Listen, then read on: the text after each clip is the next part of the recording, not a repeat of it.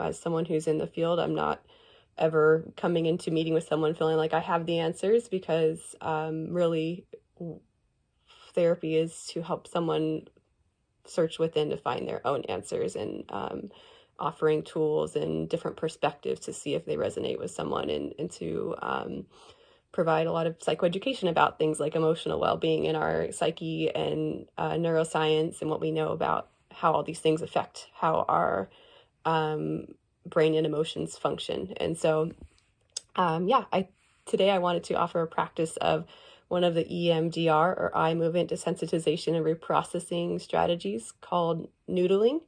I find I really like this one because oftentimes when things get stressful, most of the current neuroscientists are in agreement that, our body holds the score, like Bessel van der Kolk shares in his book, The Body Keeps the Score, that, our bodies remember all these memories, experiences that might be stored not so adaptively, and there's a physiological state encoded with that as well. So really just can be helpful to practice awareness or mindfulness of the body and anything that we might be holding on to. So I tend to get a lot of stress in my shoulders and in my neck, and not surprisingly, it's often connected with some type of thought pattern or emotion. And so, this practice is just basically to honor that and kind of identify building that awareness and what is going on in our body today. So we'll start by, if you can imagine your best uncooked noodle, and starting to embody that or personify that in your body. So if you can come into whatever you think a cooked noodle would be like, maybe tight, shoulders up towards the ears, and just holding that for a few moments, noticing how it feels to be this cooked noodle where things are rigid and tough. You might notice what your breathing feels like. Is it easy? And then if you can do your best to move into being a cooked noodle, maybe starting to bring some movement, loosening up, letting your body get into a little bit more, if we're imagining that as a cooked noodle, we're just slowly moving into being a little more fluid. Just taking any movements that feel good for you when you think about being more movable, more flexible. What does that feel like in your body? If you can start to feel that. And if it feels pleasant or neutral, you're welcome to move and bring in some bilateral stimulation, or which is just also, in short, it's abbreviated as BLS. And that bilateral stimulation is as simple as side-to-side movement, and that can be walking, it can be swaying side to side, could be doing some really slow lap taps, could also do in EMDR what we call is butterfly taps or butterfly hugs. So if it feels adaptive or neutral, you can do some slow, and if it's not, then you can just notice what you're noticing.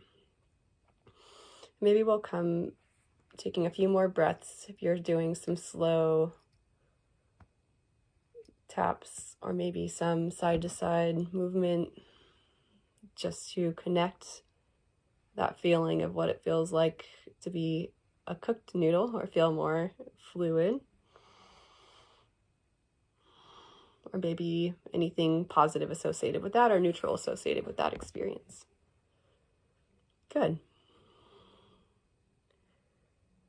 And now if you want to come back again into being a rigid noodle, maybe coming back into that area where you started,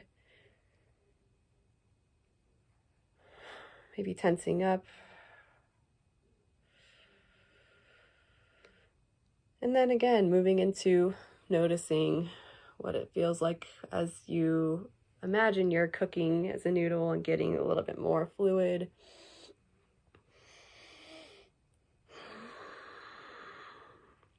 Maybe taking some breaths, getting some movement into the body. You can stand up with it too. I'm sitting down, but imagine if you're standing, moving into some fluidity of what it would be like to be that cooked noodle. Making any movements in the body that are feeling genuine, or maybe that you can just feel like you need. Could be even giving some self massage. And just sitting with that, noticing what you're noticing as you're again embodying that cooked noodle.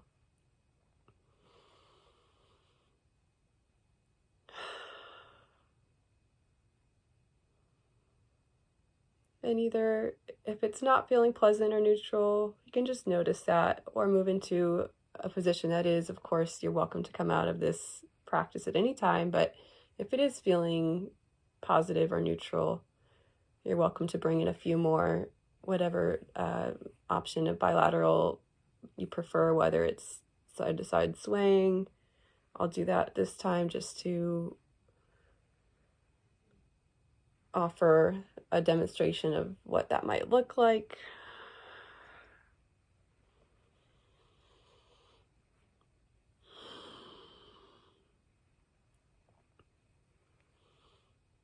Good.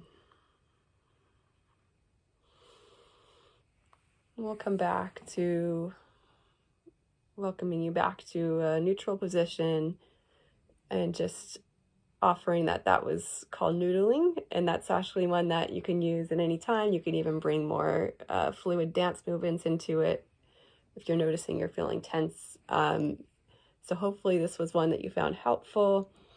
And just to provide a little background on why we do the bilateral stimulation, or why is because, like I mentioned, a lot of times we store some of those not adaptive encoded body sensations in our limbic part of our brain, or the mid part of our brain. And when we have triggers, the same body sensations come up that's associated with whatever the thought pattern or stored memory might be. And when we're doing these resourcing or grounding skills, we are helping to clear some of the neural pathway that goes between the limbic brain and the neocortex, which, if you are familiar with Dan Siegel, who's one of my favorite neuroscientists, he talks about the triune brain, in that if we imagine our hand as our brain model, this is the neocortex, so the top part of our brain. This is our limbic part of our brain. And this is the reptilian part of our brain. This would be our smoke alarm or smoke detector part of the brain. This would be where a lot of emotions and relational things can be stored. And then this neocortex is the thinking, reasoning, logic, planning, time and space. And so when we have these triggers, oftentimes we can get these memories or sensations get stored in the limbic part of our brain.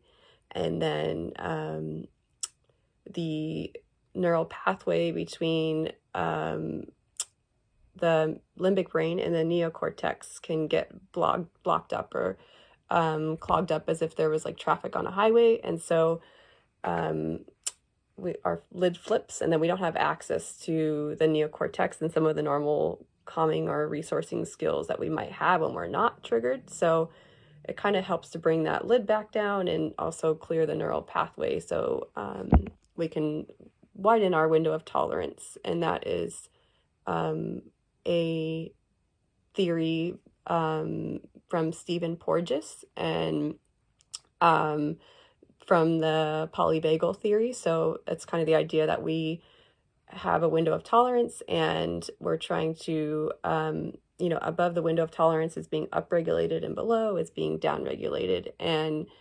what would be like hypo alertness, of kind of like being more depressed or dissociative, and then the above the window of tolerance would be hyper, or more maybe anxious or having a more upregulated. And so when we're practicing these skills, we're widening that window of tolerance. So then when stressors come up, it's less likely that we'll go, jump from one to the other or spend as much time in one or the other. So anyhow, that's why we do the resourcing or calming skills or grounding skills. So when you have a practice of doing any grounding skills that are helpful for you, you are actually strengthening those neural connections.